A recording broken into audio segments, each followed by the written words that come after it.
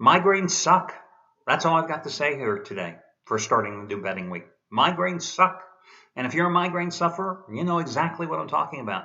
Day number 3 of the nonstop bongo playing in my head with the nonstop migraine. But I'll tell you what, obviously the medicines that I'm on right now, they ain't working. Got to go back and see that neurologist again soon.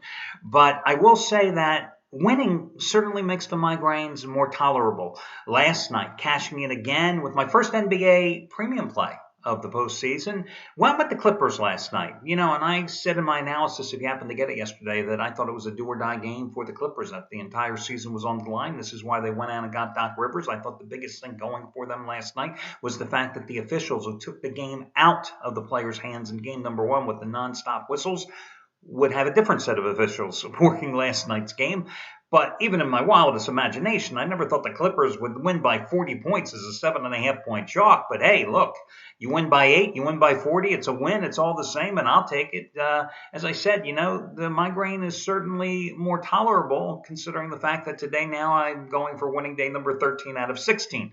Of course, as long as I have this migraine, I ain't getting anywhere near a razor. I just don't feel like it. So, I could be like the members of the Boston Red Sox last year. In a couple of weeks, could have a beard down to there. Of course, if that is the case, I would strongly encourage you to go out and buy stock in the parent company of Just for Men, because with the amount that I will be purchasing, it'll definitely send their prices soaring.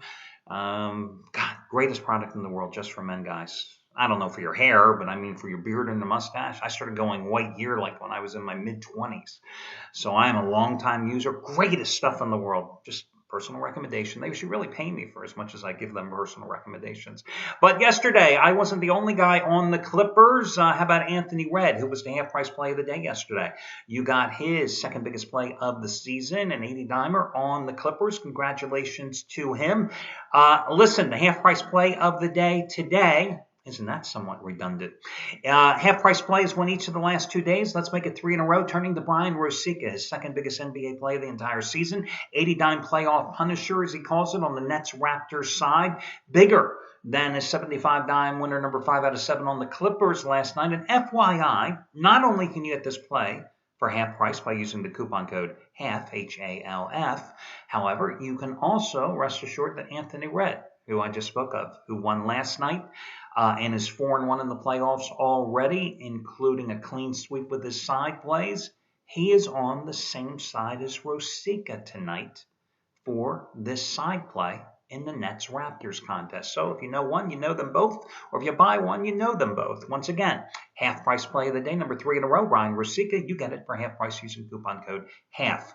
$9 special yesterday. Kudos to Scott Delaney for cashing in with his total winner, which was, let me just look it up. Yes, it was the Thunder and Grizzlies over today. Let's do it again. $9 special once more, turning to Brad Wilton, who, of course, yesterday was the triple play 777 play of the day, and you got his Western Conference opening total of the year. Clippers and Warriors going over the total by 24 points. Well, today, winning day number 18 out of 24, save $80 on Brad Wilton's Eastern Conference opening round total of the year, and the Bulls and the Wizards. You get it for $9, save $80 in the process simply by using coupon code $9, 9, the number 9, DOLLARS. You've got in 75 of his last 85 plays rated at 60 dimes at huge discounted prices over the past 10 months. And, of course, in that period, he's made $10 bettors well over $14,000. Here's another little tip for you guys. Delaney, who has another 50-dime play, and he's undefeated with them so far in the postseason, and this is 50-dime NBA winner number 6 out of 7, I believe. He and Wilton had the same total in terms of the over-under in the Bulls-Wizards contest tonight. So there's another little consensus pick for you. And again, it's going to cost you $9 getting Brad Wilton's. $5 play of the day, Chris Jordan, biggest baseball play of the season, NL Cheap Chalk opening game of the year. 400-star Major League Baseball winner number 54 out of 89 and 5 out of 7. Had one last night on the Brewers. This play is just as strong. It goes on the nighttime card. You save $70. You get it for $5 using coupon code CHRIS5. CHRIS5. Of course, on Sunday, I cashed in with the charity play of the week as it scored for the 4th consecutive week. If you have not made your donation, and yet many of you have already, thank you. Please do so. Scroll down the page and you read the story. When you click on that link and you see that picture of that little baby boy all attached to a zillion different wires in his hospital bed, cuddling his stuffed animal. It'll break your heart, and it'll hopefully make you open up your wallet as well and give a donation. Remember, it doesn't matter. It can be $5. Just as long as you give. That's the whole point. Each of the last 4 weeks, after one of the Charity Play of the Week selections have cashed in, I've given you the opportunity to save big bucks on a long-term package with a handicapper, which is, of course, already heavily discounted. If you'd like to save $125 on any handicapper's 30-day package here at the site, you can do so by using coupon code SAVE125, S-A-V-E, and the number 125, no space between the word or the number.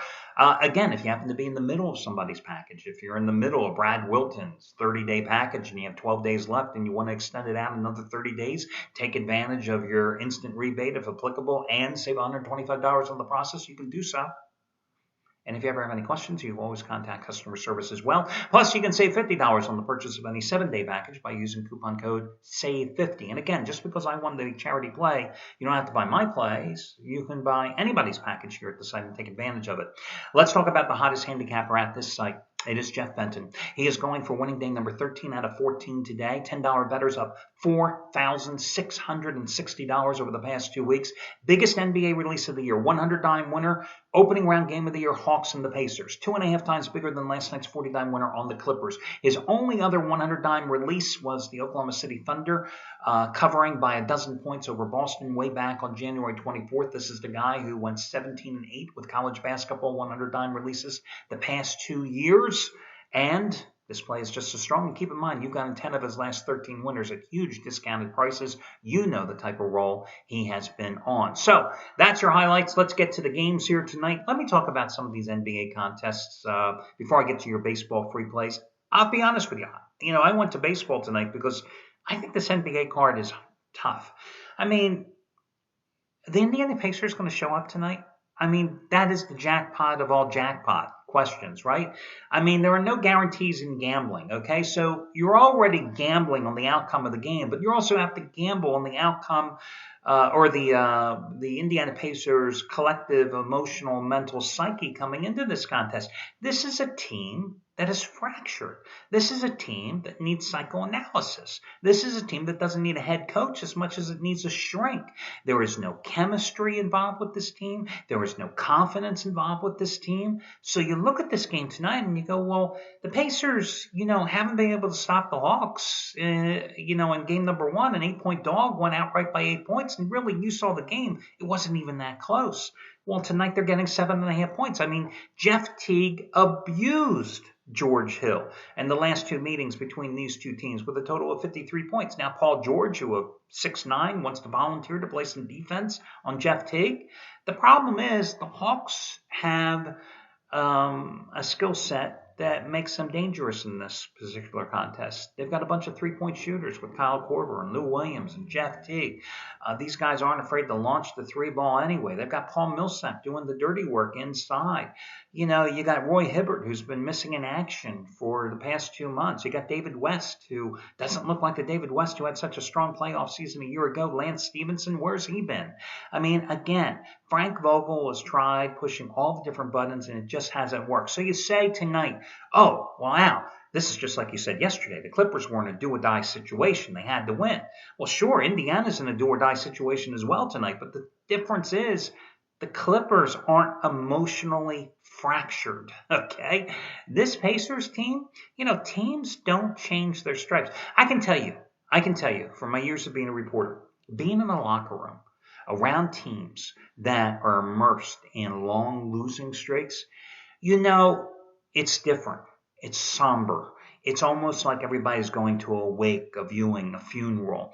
Oh, there'll be some joking around, there'll be some kidding and stuff, but it's not the same. It's not like when you walk into a locker room when a team's on a winning streak and the music's blaring and everybody's high-fiving each other, or everybody's needling each other. Suddenly it's serious. And when it's the playoffs, it's even worse. So I would say go with Atlanta plus the points in this game. I think Atlanta is the play, plus the 7.5 points. I just don't think the Pacers come out and turn the switch back on, because if they had been able to do so, they would have done it 6 weeks ago, right? So Indiana is the play here. Brooklyn and Toronto, your guess is as good as mine. Washington and Chicago, Nene was just phenomenal. But if you think about it, His game one performance with 24 points and really spurring the second half comeback win by the Wizards. When he was healthy earlier in the season, and he and Gortat teamed up along the front line, that's when the Wizards played their best ball this year. When you consider that Bradley Beal and John Wall really had off shooting nights in game number one, who knows what the Wizards could do here now that they're playing with a little confidence. You know, the Bulls had 7 scores, every starter and 2 guys off the bench in double-figure scoring, and they still lost that game at home. 5.5 points. Everybody's going to be jumping on the Bulls thinking they'll come back here tonight. I would like the Wizards in this contest plus the points. But of the two plays, I think Atlanta is probably the stronger of the two. Let's talk about a baseball selection here tonight. I'm going to go with St. Louis on the run line at New York. Listen, Adam Wainwright, 3-1 with a 1.80 earned run average in his 4 starts this season. I just took him as a run line release in his last start at Washington. The team has scored 18 runs in his last 2 starts at the Nationals, home versus the Cubbies.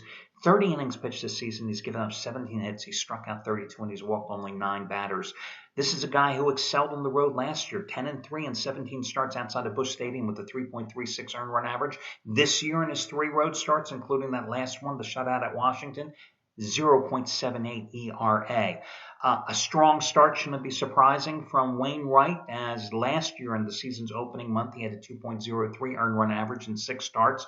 Now, Dylan Gee pitched very well against slump-ridden Arizona in his last outing. 7 innings of 3-hit shutout ball and had 9 strikeouts as well. But keep in mind, in his first 3 starts of the season, he gave up 11 runs in 19 2/3 innings and walked 7 batters and allowed 16 hits. Not exactly Cy Young Award-winning stuff. Mets won yesterday's series opener 2-0. Cardinals have scored just 7 runs and losing 3 of their last 4. And that's a stretch that dates back to Wainwright's last start, the 8-0 win at Washington. I think St. Louis rebounds tonight, and I would take them on the run line. Also was looking at Kansas City. Am I enthralled with the Royals' lack of offense? No, but I do like the way that James Shields has pitched. Shields, in his last start, I used him as a free pick at Houston. He responded with 8 innings of 4-hit, 1-run ball and struck out 12 batters along the way.